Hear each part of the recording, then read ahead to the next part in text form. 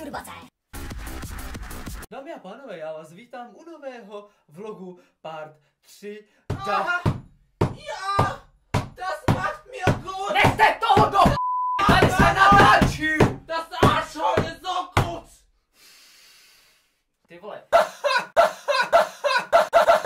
Ty vole. Tak dneska to bude. Yeah! Yeah! Yeah!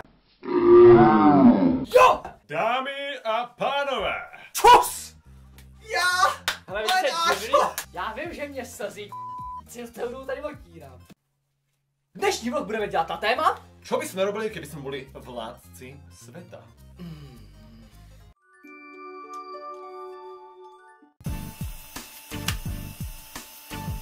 Já bych vládl tvrdou rukou. Ježiš, to by bylo tak tvrdý, až by všichni stvrdli. Pivo všetky zdarma! Jo! My sa zhodli. Samozrejme okrem sexu. Šukajte si doma, ne na verejnosti. Jsme doma. Masturbace!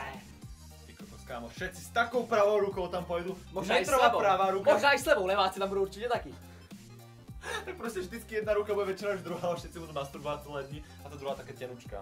Ale chápeš, to budou Ty takový sa bude vedľa závody. teba držať v električke, takto taká ruka napumpovaná, že budeš mať banku, že tam máš do toho preč. Aspoň budu vědět, že to je výborný sportovec. Já myslím, že to půjde každému. To bude.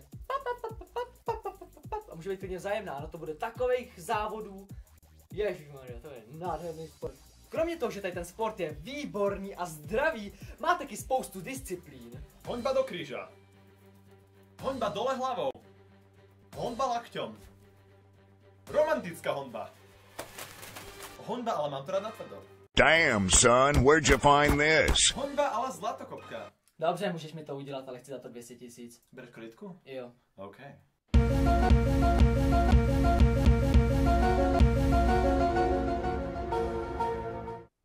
Ne? Takže pro tento vlog to bude všechno. Díky, že ste si naše video pozreli. Ak sa vám páčilo, tak nezabudnite dať like, lebo... Když ho nedáte, tak škapete.